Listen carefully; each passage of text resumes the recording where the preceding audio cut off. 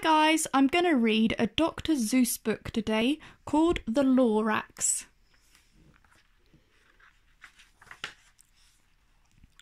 At the far end of town where the grickle grass grows, and the wind smells slow and sour when it blows, and no birds ever sing excepting old crows, is the street of the lifted Lorax.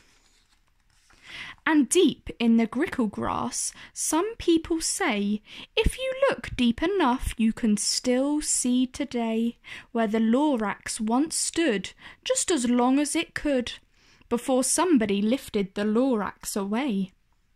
What was the Lorax? And why was it here? And why was it lifted and taken somewhere? From the far end of town where the grickle grass grows. The old Onceler still lives here. Ask him, he knows. You won't see the Onceler. Don't knock at his door. He stays in his lurkim on top of his store.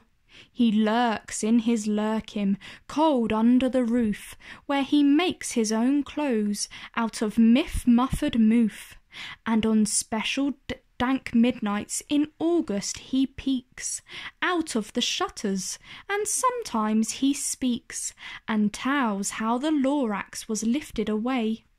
He'll tell you, perhaps, if you're willing to pay.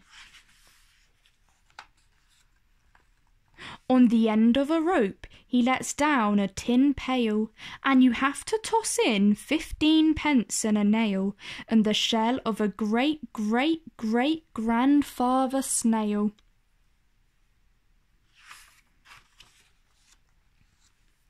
Then he pulls up the pail, makes a most careful count, to see if you've paid him the proper amount. Then he hides what you've paid him away in his snub, his secret strange hole in his grovulous glove. Then he grunts, I will call you by whisper-my-phone, for the secrets I tell are for your ears alone. Slup! Down slups the whisper-my-phone to your ear, and the old Onceler's whispers are not very clear, since they have to come down through a snurgly hose, and he sounds as if he had smallish bees up his nose. Now I'll tell you, he says, with his teeth sounding grey, how the Lorax got lifted and taken away. It all started way back, such a long, long time back. Way back in the days when the grass was still green, and the pond was still wet, and the clouds were still clean, and the song of the swomy swans rang out in space.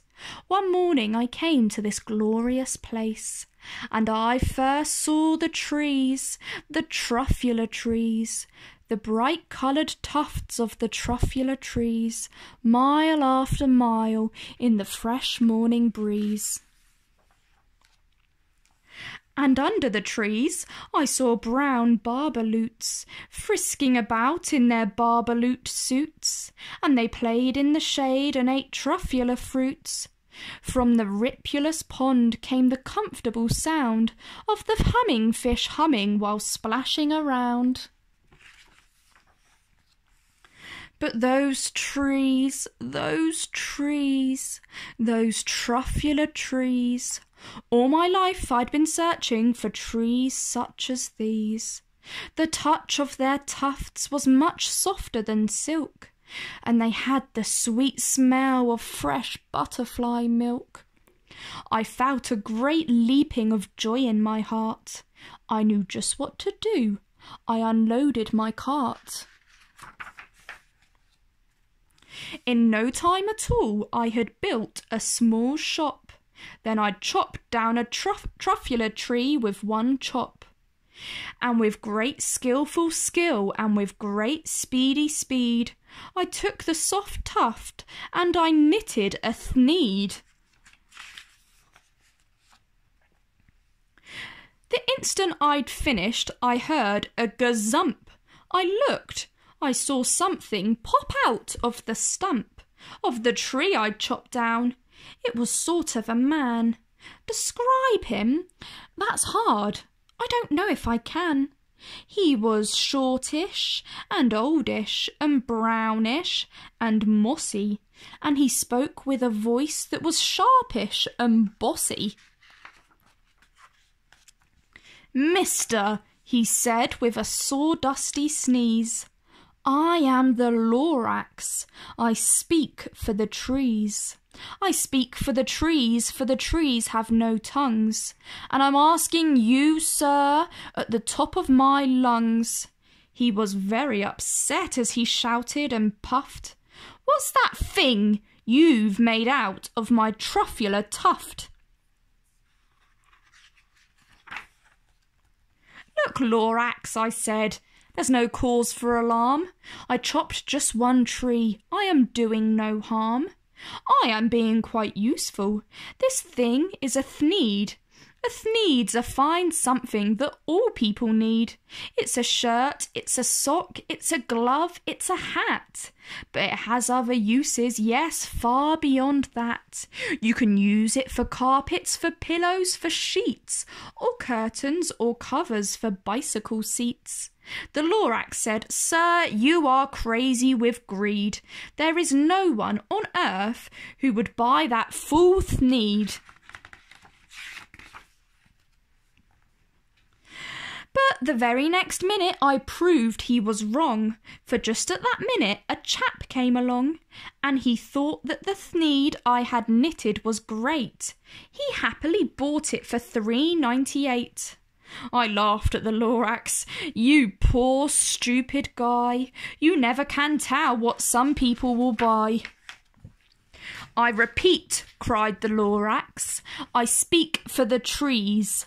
"I'm busy," I told him. "Shut up if you please." I rushed across the room and in no time at all built a radio phone. I put in a quick call. I called all my brothers and uncles and aunts, and I said, "Listen here, here's a wonderful chance for the whole Onceler family to get mighty rich. Get over here fast. Take the road to North Nitch. Turn left at Wee Hawken, sharp right at South Stitch." And in no time at all, in the factory I built, the whole Onceler family was working full tilt. We were all knitting thneeds, just as busy as bees, to the sound of the chopping of truffular trees. Then, oh baby, oh, how my business did grow. Now, chopping one tree at a time was too slow, so I quickly invented my super axe hacker, which whacked off 4 truffular trees at one smacker. We were making thneeds 4 times as fast as before, and that Lorax, he didn't show up anymore. But the next week he knocked on my new office door. He snapped, "I'm the Lorax who speaks for the trees, which you seem to be chopping as fast as you please. But I'm also in charge of the brown barbaloots, who happily play in the shade in their barbaloot suits, and happily lived eating truffular fruits. Now, thanks to your hacking my trees to the ground, there's not enough truffular fruit to go round, and my poor barbaloots are all getting the crummies because they have gas and no food in their tummies. They loved living here, but I can't let them stay. They have to find food, and I hope that they may. Good luck, boys," he cried, and he sent them away. I, the Onceler, felt so sad as I watched them all go. But business is business, and business must grow, regardless of crummies in tummies, you know. I meant no harm, I most truly did not, but I had to grow bigger, so bigger I got. I biggered my factories, I biggered my roads, I biggered my wagons, I biggered the loads. Of the thneeds I shipped out, I was shipping them forth, to the south, to the east, to the west, to the north. I went right on biggering, selling more thneeds, and I biggered my money, which everyone needs. Then again he came back. I was fixing some pipes, but that old nuisance Lorax came back with more gripes. I am the Lorax, he coughed and he wheezed, he sneezed and he snuffled, he snargled, he sniffed. Onceler, he cried, with a crofulous croak, Onceler, you're making such smogulous smoke. My poor swomy swans, why they can't sing a note. No one can sing who has smog in his throat. And so, said the Lorax, please pardon my cough. They cannot live here, so I'm sending them off. Where will they go? I don't hopefully know. They may have to fly for a month or a year to escape from the smog you've smogged up around here.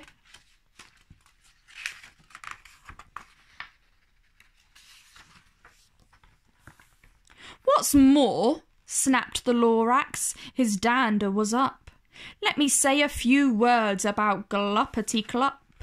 Your machine chugs on day and night without stop, making gluppity-glup and sloppity-slop. And what do you do with this leftover goo? I'll show you, you dirty old Onceler man, you. You're glumping the pond where the humming fish hummed. No more can they hum, for their gills are all gummed. No, I'm sending them off. Oh, their future is dreary. They'll walk on their fins and get woefully weary, in search of some water that isn't so smeary. I hear things are just as bad up in Lake Erie.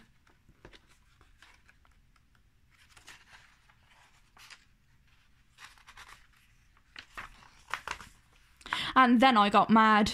I got terribly mad.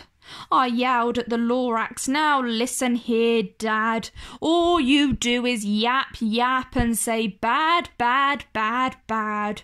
Well, I have my rights, sir, and I'm telling you, I intend to go on doing just what I do.